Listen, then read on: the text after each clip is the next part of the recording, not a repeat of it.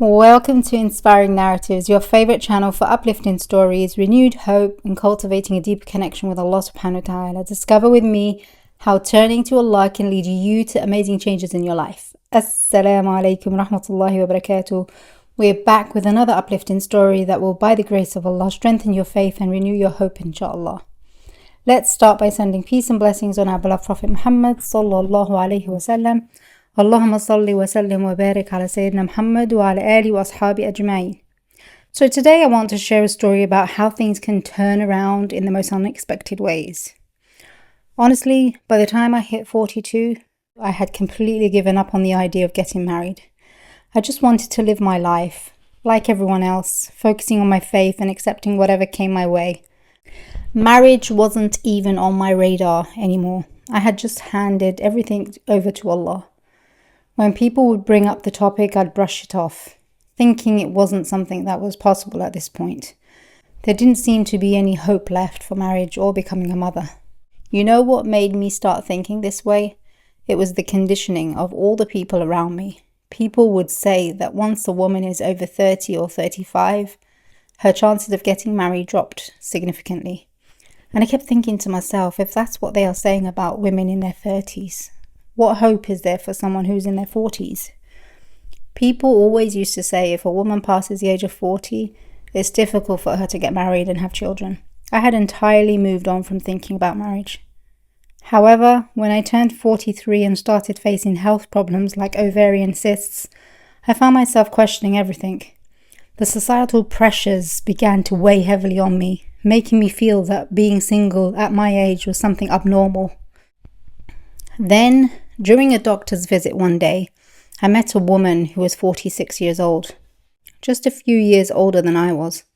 She had a son, mashallah, who was in university, and her husband appeared youthful and took good care of himself. If I hadn't overheard her mention her age to the secretary, I would have never guessed she was 46. She looked like she was in her 30s.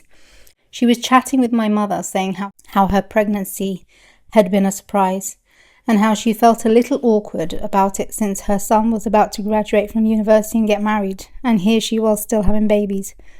Although her husband was overjoyed, as she explained to us, as it had been 14 years since their last. She told us she got married young and had 3 kids right away, 2 boys and a girl who's now in high school, and her youngest is 14 years old. Her kids were all excited and they never made her feel weird about it. They were all very happy and not sensitive about it as she was. I'm not ashamed by the least. I have my husband, I have my life, and women my age are only just getting married, she said. Hearing her say that was music to my ears. She said the whole pregnancy thing came up because her husband wanted another baby after their daughter said she wanted a sister.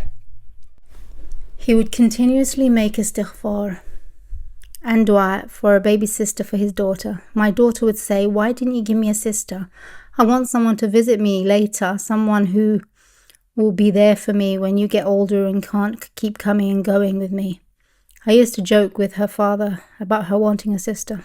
Of course, I was laughing about it, not taking it seriously at all, and then, surprise, I found out I was pregnant.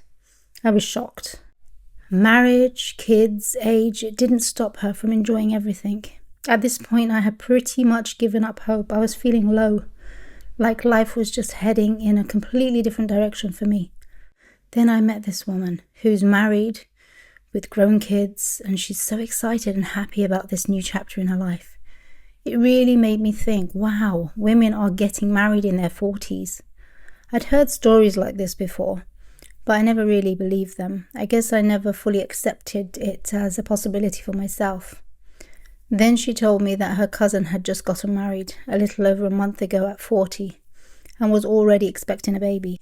She also told me about the power of seeking forgiveness, Istighfar. Her cousin had struggled with getting married after a divorce, but after doing a lot of Istighfar, by the next Ramadan, Allah blessed her with a husband and a pregnancy. That really calmed me down and gave me hope.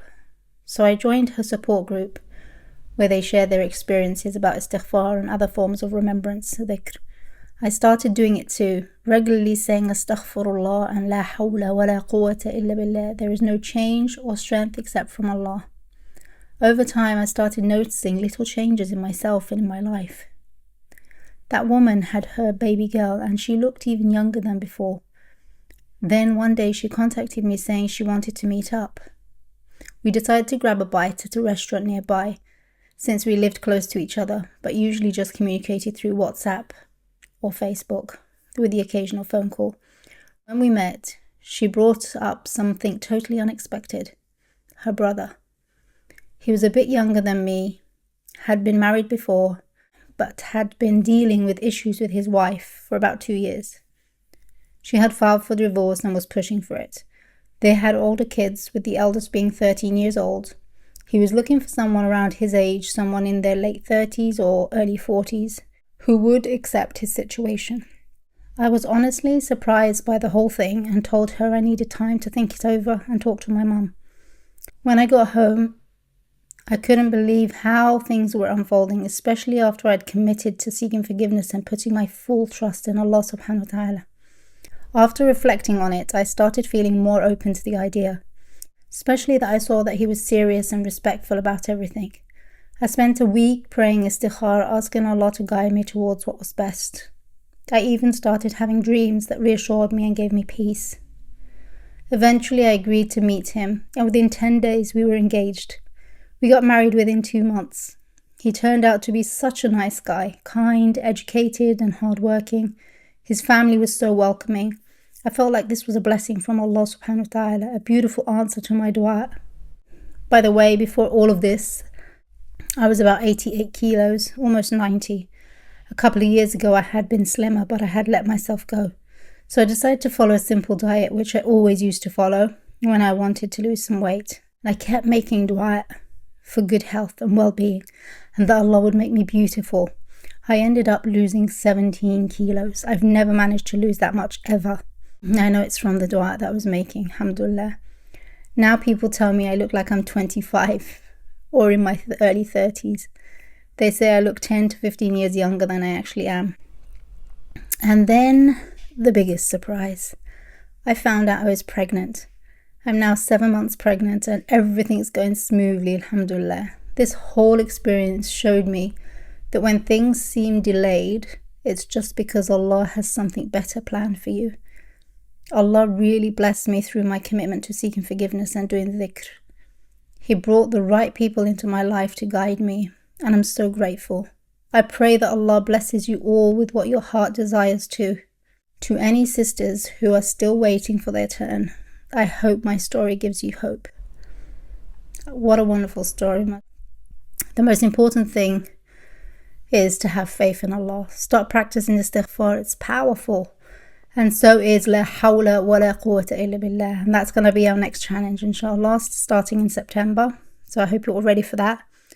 That phrase has been a miracle in my life, in Sarah's life. In my life, this has been a miracle, and I hope it becomes one in yours too. This brings us to the end of this video. I hope you enjoyed this story. If you found any value in this video, don't forget to give it a thumbs up and share it with your family and friends. And if you'd like to see more of these videos, then consider subscribing. I'd love to hear your thoughts, so do leave a comment below. I'll see you in the next video. Assalamu alaikum wa rahmatullahi wa barakatuh.